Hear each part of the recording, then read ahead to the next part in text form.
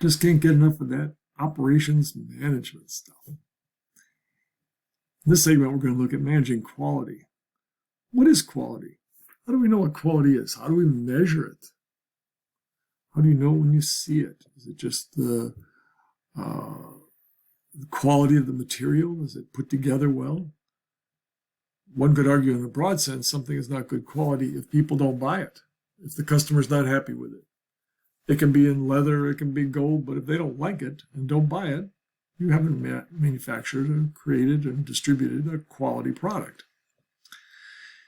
Now, there's a number of quality organizations that you should be aware of. A couple. One is ISO 9000.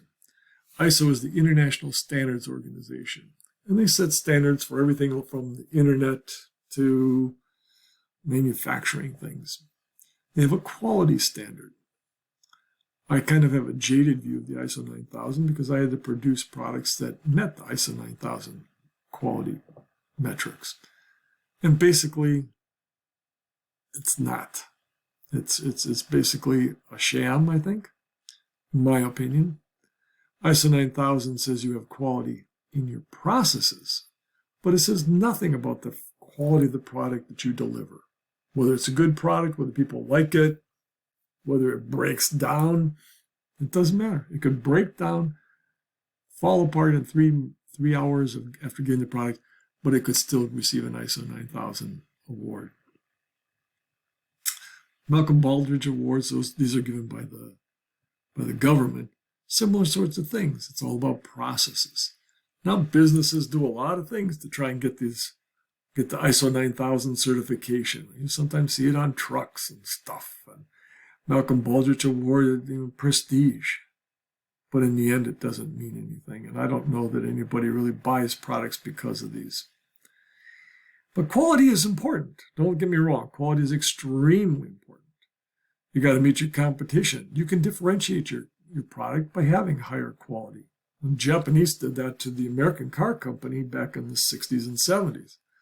They embraced quality as a nation and really took it to American car companies who didn't care that much about quality, but were more cared about costs and getting the product out.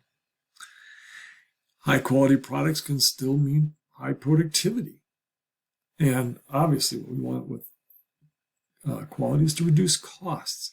Now, people tended to think that it costs more to have a quality product, but if you look at the total costs in the business, they're actually less.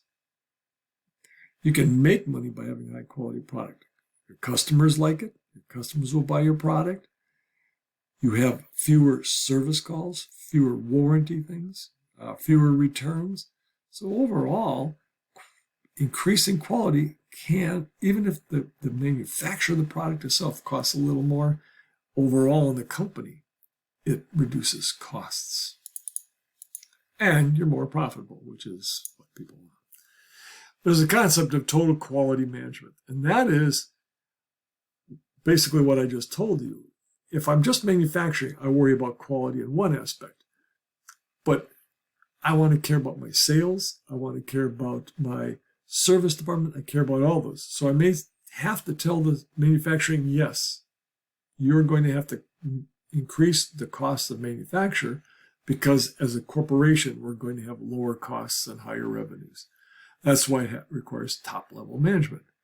And it can't be just lip service. You have to be committed to this. Employees have to be committed. You have to be trained to do this. You have to invest in technologies, make sure you're buying the right materials and stuff, and you got the right processes in place. That's a big deal. But you want to instill it in the culture of the business that you're going to have quality products. It's interesting to be part of businesses that want quality. When I was at Bridgewater Associates, again, Ray Dalio said, I don't care about profits. Interesting thing to say because they're making billions of dollars. But I don't care about profit. I want an excellent company.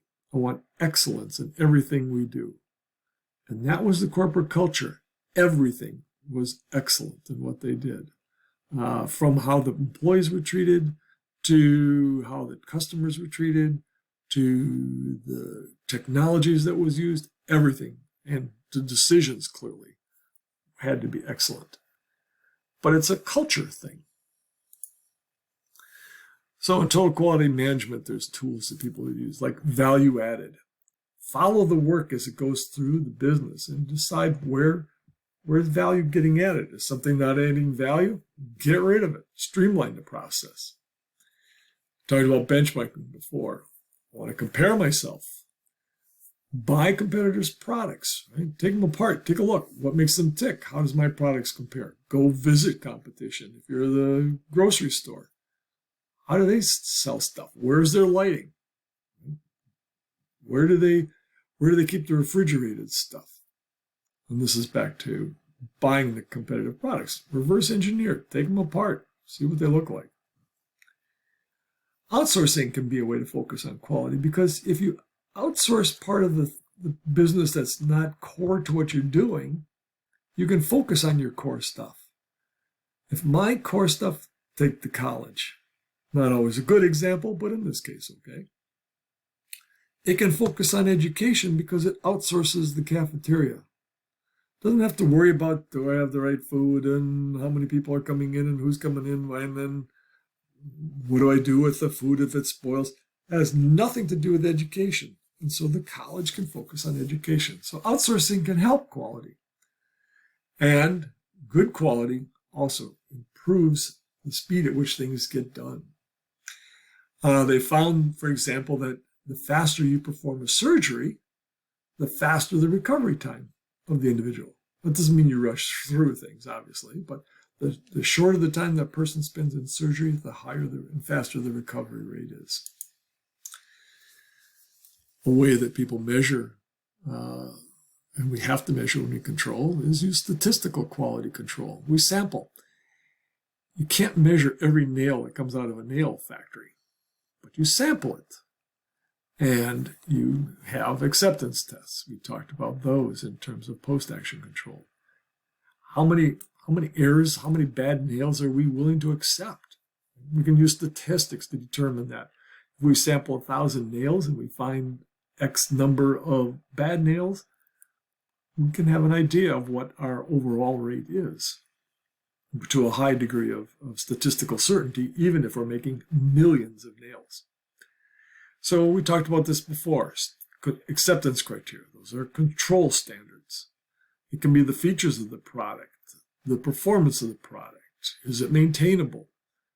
What does it look like? How does it perform? Is it fast enough? Is it slow enough? That sort of thing. I don't know. How do you get a product slow enough? I don't know. I'm on a roll. Anyway, there's also an organization called Six Sigma. This is a group, unlike the others that I mentioned, that takes quality to heart. And what they do is they train people in ways to reduce errors and produce high quality products. Their goal out of Six Sigma, it comes from the notion of standard deviation in statistics. If you are good within Six Sigma, 6 standard deviations, that means you have only 3 errors per million parts or products. And that's their goal. And what they do is they have processes that they undertake to analyze the causes of errors and eliminate errors. All right, productivity. Productivity is outputs over inputs. Right? If I have 10 people and they make 20, I don't know, what do I make, 20 shoes a day, then I make 2 shoes per person. 10 people making 20 shoes. That's my productivity. Why is this important? Well, as I can increase productivity, first I have to measure it, right? But if I can increase productivity, I increase profitability.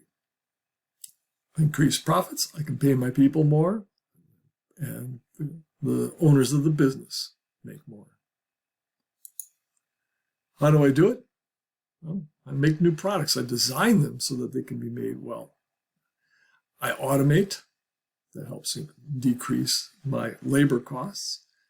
And I get employees engaged in the business. I talked about the quality in the Japanese with the red button on the assembly line.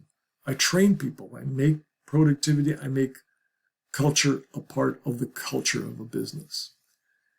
I think we'll stop there in terms of operations. Again, operations, culture, all this, it's important to become part of the culture of a business. We've talked about this probably since the first day. Culture drives a lot of the success of a business, and so it's important to give that a lot of thought.